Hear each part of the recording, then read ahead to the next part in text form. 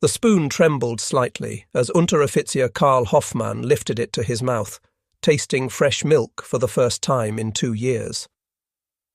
Real milk, not the powdered substitute that had become standard in the Afrika Korps since 1941. The sweet cream coating his tongue contradicted everything the Wehrmacht had told him about American resources.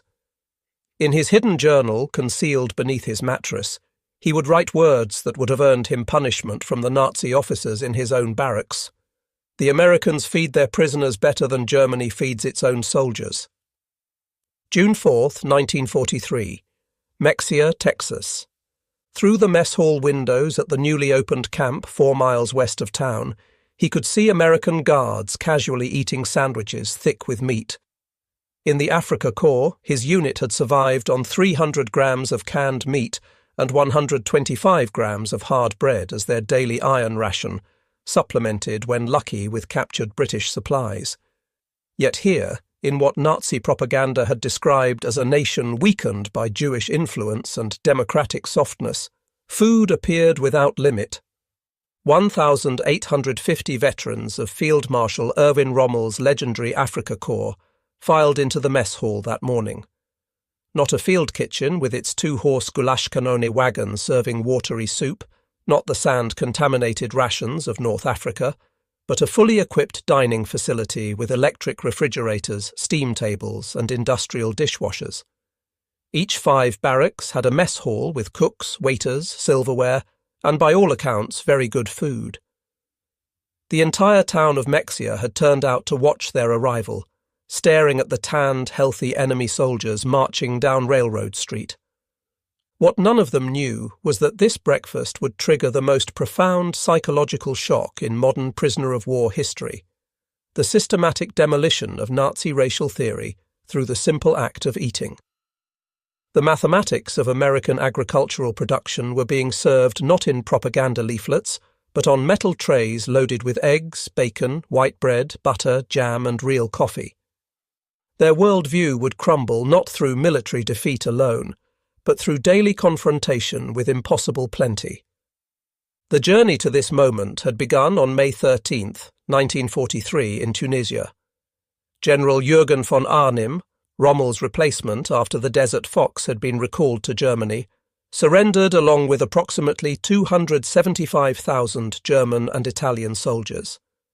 The Afrika Korps, which had driven the British back to the gates of Cairo, which had earned the grudging respect of Montgomery himself, was suddenly captive. Among them was Obergefreiter Franz Müller, holder of the Iron Cross Second Class, veteran of the Poland and France campaigns, survivor of 2 years in the North African desert. His account, discovered decades later in the National Archives, would provide historians with the most detailed description of German soldiers' food shock in American captivity. We had been living on 750 grams of bread, 150 grams of fat, and 120 grams of sausage or tinned fish daily when supplies reached us, he wrote. More often we survived on dates, captured rations, or nothing at all. The journey from defeat to revelation began in the collection cages at Tunis. As Müller and 30,000 other prisoners waited in makeshift camps for transport ships, American logistics were already beginning to shatter their preconceptions.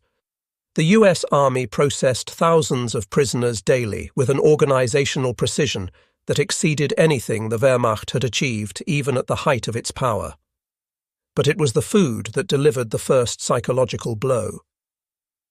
Feldwebel Hans Klein, captured with the 15th Panzer Division, wrote to his wife 6 months later from Camp McCain in Mississippi. In the cages at Tunis, while we waited for ships, the Americans gave us white bread with our meals. White bread. In Africa, we had been eating nekkerbrot, a hard, crisp, whole wheat cracker when we were fortunate. The American guards consumed more bread at each meal than my squad had seen in a week. The Liberty ships that would carry them across the Atlantic were themselves monuments to American logistics. These vessels, produced at a rate of 3 per day at peak production, were returning from delivering supplies to the European theatre. The prisoners were usually shipped in Liberty ships returning home that would otherwise be empty, with as many as 30,000 arriving per month. Rather than the cattle cars they expected, they found themselves in ships' holds that had been modified for human transport, with ventilation, lighting, and proper sanitary facilities. The 2-week Atlantic crossing in July 1943 provided the second phase of culinary shock.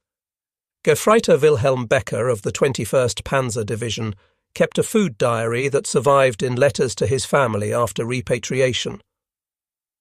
Breakfast: oatmeal with sugar and milk, white bread with butter, coffee with cream, he wrote on July 15th.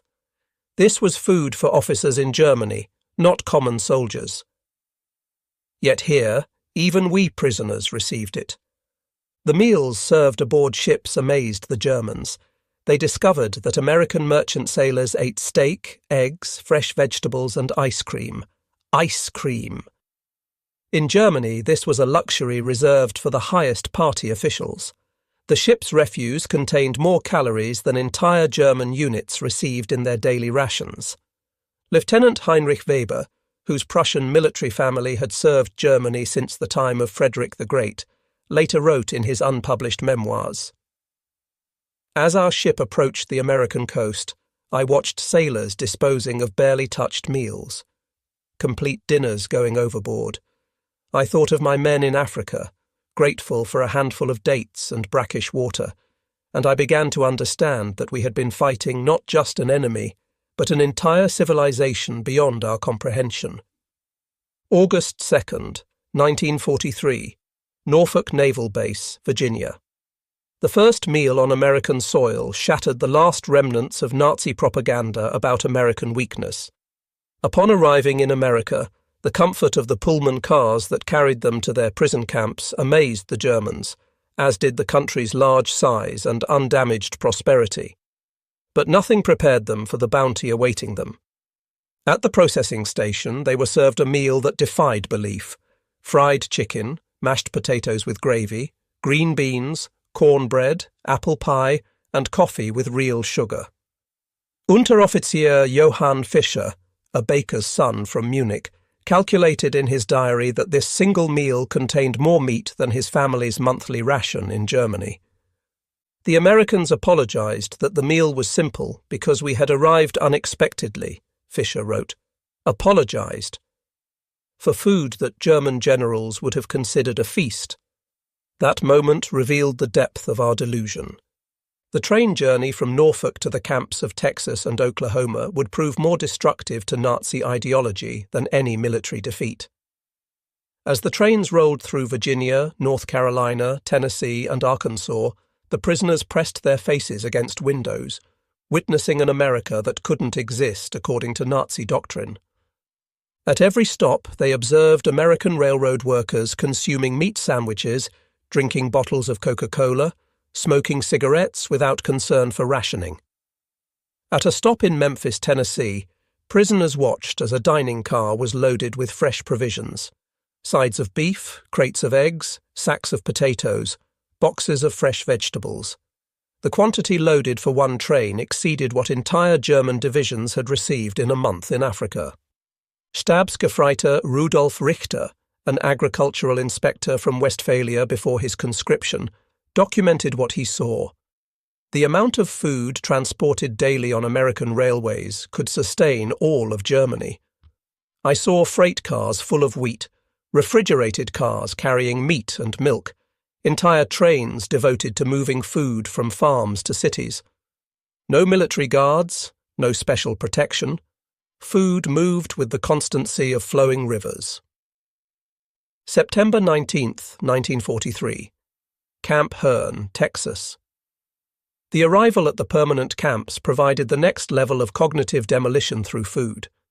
The United States tried to make life as good as possible for the POWs for two reasons: to ensure good treatment for American POWs and to win the hearts of the German prisoners who would return to rebuild a post-war Europe. The mess halls exceeded anything most German soldiers had experienced even before the war. Electric refrigerators hummed constantly, automated dishwashers cleaned thousands of plates, steam tables kept food warm for hours, industrial mixers kneaded dough for fresh bread daily. POWs were guaranteed by the Geneva Convention to get food, clothing, and medical care equal to that of their captors. At Camp Swift, Texas, Unteroffizier Karl Hoffmann was assigned to kitchen duty. What he discovered there would haunt him for decades. "Today we disposed of 300 pounds of food," he wrote on September 23rd. Not spoiled food, but excess from overcooking. The American regulations require preparing 10% more than needed to ensure every prisoner receives full portions. The surplus is removed. The daily ration scale posted in the kitchen read like fantasy. 3/4 of a pound of meat per day, 1 pound of potatoes, 1/2 pound of vegetables, 3/4 of a pound of bread, plus sugar, coffee, milk, butter, and eggs.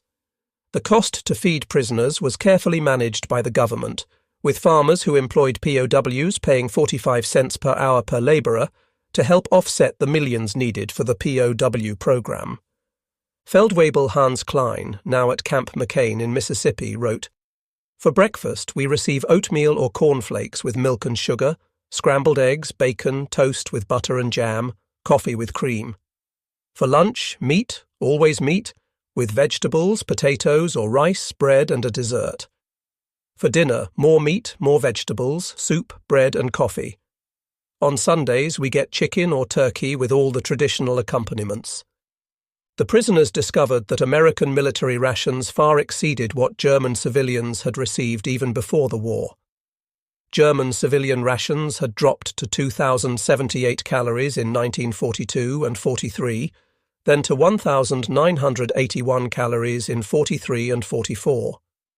Meanwhile, German POWs in American camps were receiving over 3,000 calories daily.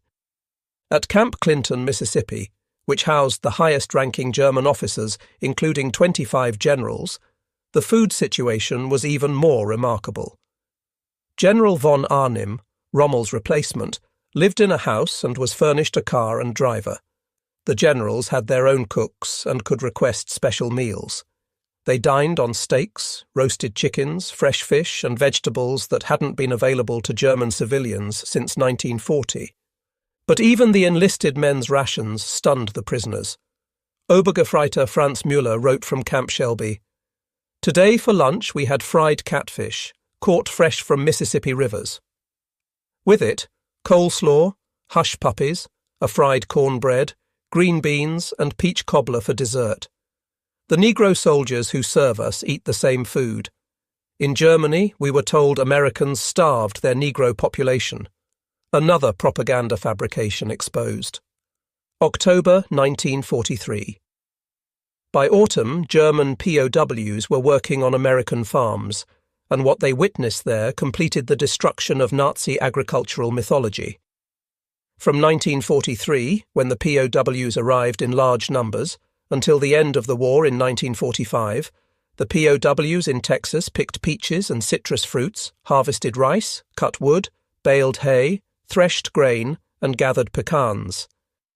At a dairy farm outside Huntsville, Texas, Unteroffizier Ernst Wagner watched in disbelief as the farmer dumped hundreds of gallons of milk because the processing plant couldn't handle the surplus. "He poured it on the ground without concern," Wagner wrote. "Milk that German mothers would have begged for their children, used to irrigate pastures. When I protested, the farmer explained there was simply excess production. The price would collapse if everything reached market." About 12,000 prisoners of war were held in camps in Nebraska. They worked across the road from farms, stacking hay and working in the sugar beet fields. There, Gefreiter Paul Schmidt worked on a corn farm and wrote, "The farmers' chickens eat grain without restriction. The farm cats receive fresh milk daily. The dogs get meat scraps that would sustain a German family for days." The American farmers who employed POW labour often invited them to share meals. This violated no regulations as long as guards were present. These meals in American farm kitchens delivered perhaps the most devastating psychological impact. Farmers who contracted for POW workers usually provided meals for them, and these spreads were overwhelming. Platters of fried chicken, bowls of mashed potatoes swimming in butter, green beans cooked with ham, corn on the cob dripping with butter, biscuits with gravy, multiple varieties of pie, pitchers of cold milk, and endless coffee. Christmas 1943. The holiday meal delivered a psychological impact from which many prisoners never recovered. At Camp Hearne, Texas, the Christmas dinner menu read like an impossible dream. Roast turkey with stuffing, honey-glazed ham, mashed potatoes with giblet gravy, candied sweet potatoes, green beans, corn, cranberry sauce, fresh-baked rolls with butter, mince pie, pumpkin pie, apple pie with ice cream, coffee, milk, and apple cider. Feldwebel Hans Klein wrote from Camp McCain, "We ate until we were physically ill. Not from bad food, but from overwhelming quantity. Our stomachs, conditioned by years of inadequate rations, could not process such amounts. Men were weeping while eating, remembering hungry families at home." The contrast with German rations was stark. German POWs in German camps received 9 pounds of potatoes per week, augmented by 5 pounds of bread and 2.5 pounds of cabbage, with small amounts of margarine and ersatz coffee made from acorns. Meanwhile, German POWs in America were experiencing nutrition levels unknown since peacetime. March 1944. As spring arrived, the food situation in the camps became even more remarkable. Fresh vegetables appeared daily: lettuce, tomatoes, cucumbers, radishes, carrots, celery. Fruits that had been unimaginable luxuries in Germany: oranges, grapefruit, bananas, strawberries in season. The variety alone overwhelmed men accustomed to monotonous military fare. The camp bakeries produced fresh bread daily: white bread, whole wheat, rye, whatever the bakers chose. Prisoners who worked in the bakeries reported using more flour in a single day than German bakeries received in a month. Unteroffizier Johann Fischer, the baker's son, was assigned to the Camp Swift bakery. He wrote, "We bake 500 loaves daily for our compound alone. We make pastries, cakes, cookies for special occasions. The sugar we use for one day's desserts would have supplied a German bakery for months." Summer 1944. The invasion of Normandy on June 6th brought news that Germany was now fighting on 3 fronts, yet the food situation in American POW camps remained unchanged. If anything, it improved as more prisoners were assigned to agricultural work and witnessed firsthand the source of American prosperity. In Nebraska, prisoners working in the sugar beet fields discovered that American farmers produced more sugar beets in one county than several German provinces combined. At a canning factory in Arkansas, prisoners observed tons of perfectly edible peaches being rejected for minor cosmetic blemishes. Meanwhile, at Fort Lewis in Washington state, a different group of German POWs was experiencing similar revelations. Among them would be 18-year-old Günter Gräwe, who arrived in August 1944 after being captured in Normandy. Standing in front of the camp canteen in August or September 1944, considering what to buy first, an ice cream or a bottle of Coca-Cola, he would later write, "The last ice cream I had been able to buy in Germany was years ago, but Coca-Cola, never before, so I decided to take both. I suddenly realized how extremely lucky I had been to be captured by the American army and not the Russian one." September 1944. After more than a year in captivity, many German POWs had gained 20 to 30 pounds. Medical examinations showed improved health across all metrics: better teeth from regular milk consumption, stronger bones from adequate protein, clearer skin from vitamins in fresh vegetables and fruits. Dr. Friedrich Bauer, a German medical officer imprisoned at Camp Shelby, Mississippi, documented the health transformation. The men who arrived as prisoners were malnourished, many suffering from scurvy, pellagra, and other deficiency diseases. After 1 year of American rations, they are healthier than they have ever been. Their physical transformation is remarkable. The psychological impact went even deeper. Gefreiter Wilhelm Becker wrote, "We no longer speak of German victory. How can we defeat a nation that feeds prisoners abundantly while waging war on multiple fronts? This level of resources reveals an insurmountable advantage. December 1944. The Battle of the Bulge represented Germany's last major offensive, yet in American POW camps, Christmas dinner 1944 exceeded even the previous year's feast. Turkey, ham, roast beef, all the traditional accompaniments, plus special treats. Fruitcake shipped from American bakeries, candy canes, chocolate, real chocolate, not the ersatz variety made from turnips that had become standard in Germany, nuts and fresh fruit. At Camp Clinton, Mississippi, Italian POWs who had changed sides after Italy's surrender were allowed to help prepare special pasta dishes for Christmas. The German POWs watched as their former allies, now cooperating with Americans, prepared food with ingredients, olive oil, real cheese, white flour, that had vanished from German tables years earlier. May 8, 1945.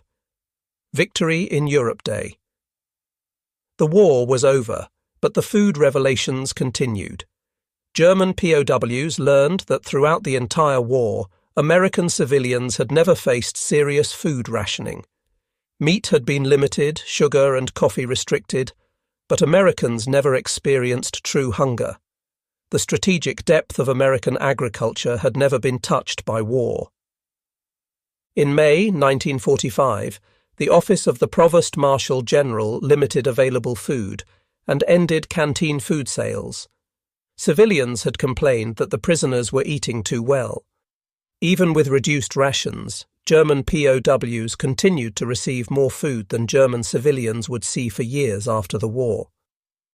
The statistics, when finally compiled, revealed an undeniable truth.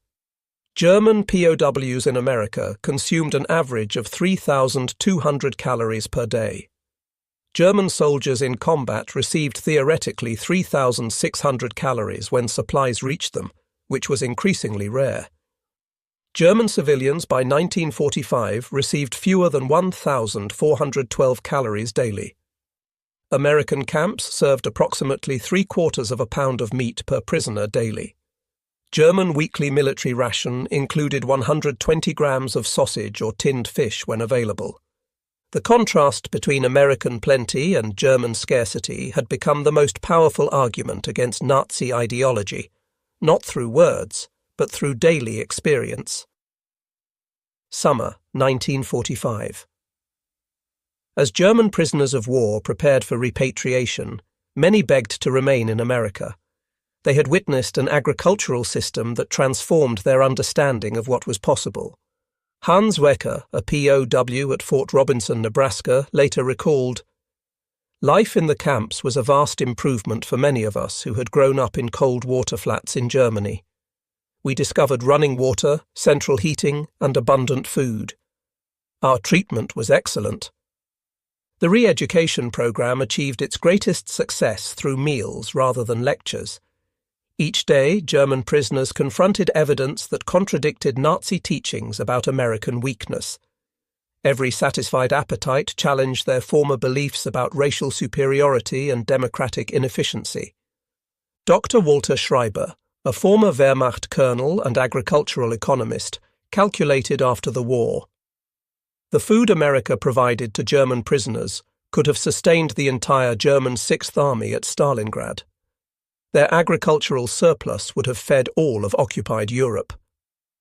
We never understood we were fighting a nation that had solved the fundamental problem of human existence, how to feed everyone.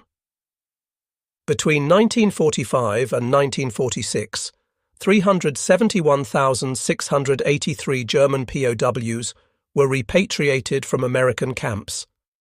They returned to a Germany destroyed, divided, and starving. But they brought invaluable knowledge, that prosperity was achievable, that a society could nourish all its citizens, that democratic systems could produce abundance rather than chaos. Many former POWs became leaders in West Germany's agricultural revolution. Hans Müller, imprisoned at Camp Shelby, introduced American farming methods to Bavaria, increasing crop yields by 40% within 5 years. Wilhelm Fischer from Camp McCain helped establish food distribution networks based on American models. Friedrich Bauer advocated for nutritional standards he had observed in American prison camps. After repatriation, about 5,000 Germans emigrated to the United States, and thousands more would have come if permitted. They sought not just economic opportunity, but the food security they had discovered as prisoners. October 1947. Fort Lewis, Washington. Among the last German POWs to be repatriated was Günter Gräwe, who had spent 3 years as a prisoner.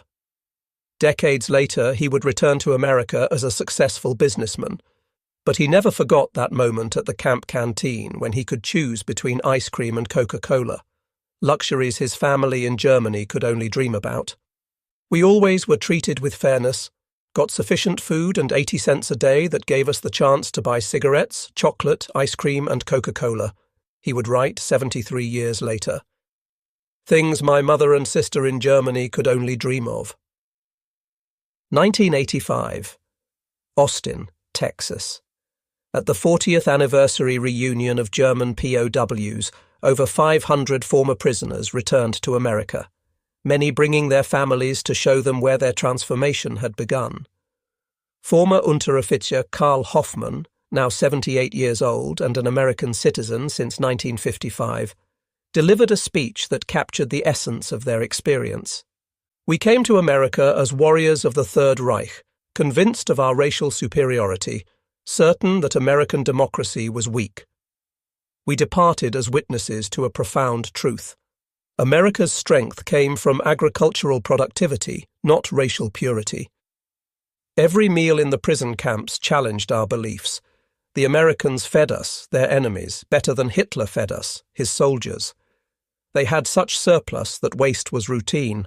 This wasn't mockery, but simple reality. We learned that a nation capable of feeding its enemies without strain has achieved true victory.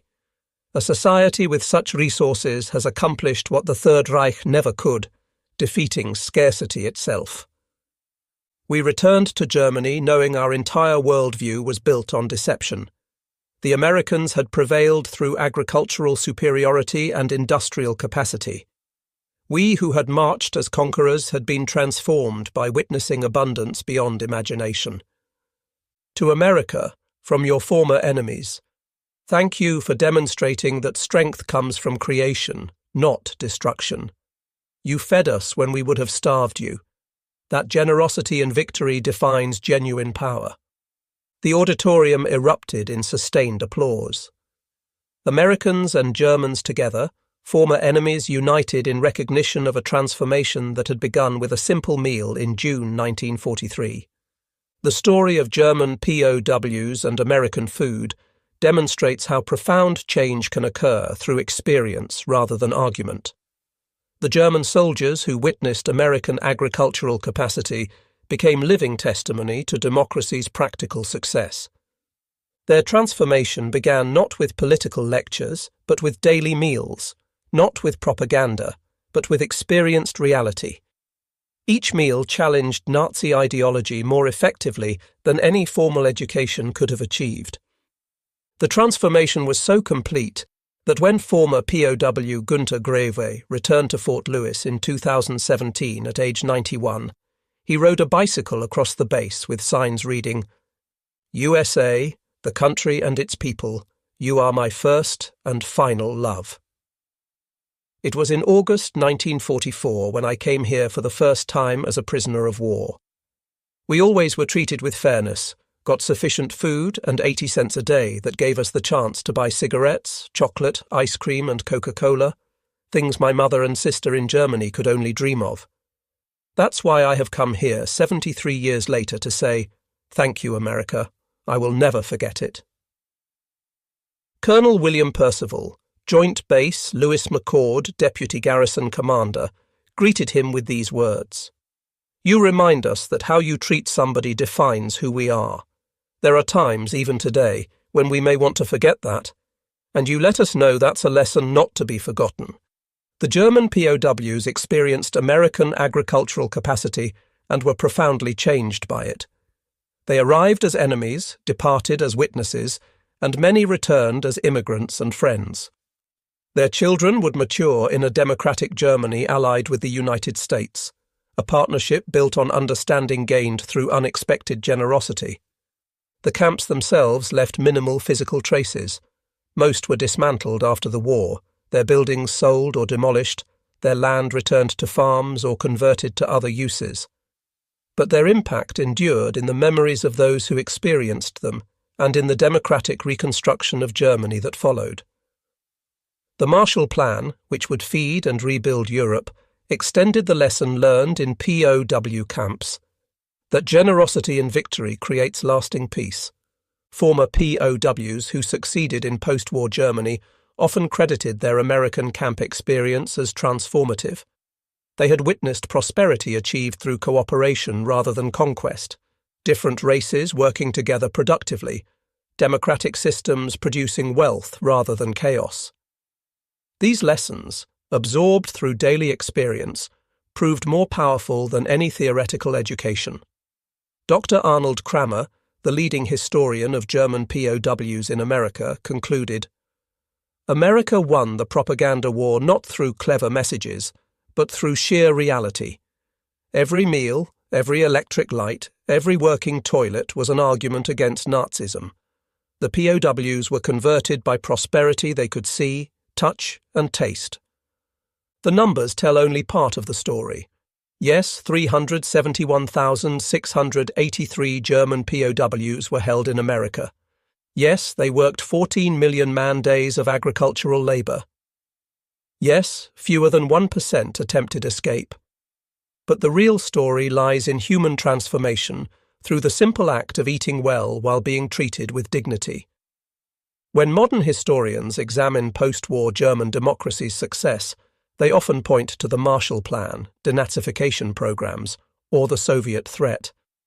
But they sometimes overlook the 370,000 German soldiers who returned home having experienced American democracy as daily sustenance, fair treatment despite being enemies, resources shared rather than hoarded. These men became democracy ambassadors, each one influencing family, friends, and communities with their experience. They had lived within the supposed enemy's system and found it superior in every measurable way. This undeniable reality discredited Nazi ideology more effectively than any propaganda campaign. When the last German POW departed American shores in 1946, they left behind a remarkable record. The lowest escape rate of any major POW population in history, the highest rate of voluntary cooperation with camp authorities, and the most successful transformation of enemy combatants into future allies. All achieved not through harsh treatment or intensive propaganda, but through simple humanity and abundant food. The investment America made in feeding its prisoners, through agricultural resources and logistical effort, yielded immeasurable returns. Hundreds of thousands of Germans who had experienced democracy firsthand, who understood that American strength came from productive capacity rather than racial ideology, who recognized Nazi propaganda as complete fabrication. In the end, the German POW's experience in America proved that true power lies in the ability to create and share abundance. The fact that America could feed its enemies better than Germany could feed its own soldiers revealed fundamental truths about competing systems that no amount of propaganda could overcome. The German POWs arrived in America expecting weakness and division. Instead, they discovered agricultural and industrial capacity of unlimited scope combined with surprising humanity. They came as prisoners but departed as witnesses to democratic achievement. In their transformation lay the seeds of the Atlantic Alliance, the Marshall Plan, and a rebuilt democratic Germany. They had experienced American plenty and would never forget. Their grandchildren would grow up in prosperous democratic Germany, allied with the United States, members of NATO, citizens of the European Union. All traceable, in part, to that moment when hungry Afrika Korps soldiers consumed their first American meal and recognized their entire worldview was based on lies. Food had influenced the war's outcome as decisively as any weapon. Meals had won hearts as completely as any battle, and in that victory lay the foundation for lasting peace, built not on threats, but on the promise of shared prosperity. The German POWs were surprised by American prison food better than Wehrmacht rations, and through that surprise came transformation. In their transformation lay hope for a world where former enemies could become friends, where democracy could triumph not through force, but through the revolutionary act of feeding everyone, even those who had come as destroyers.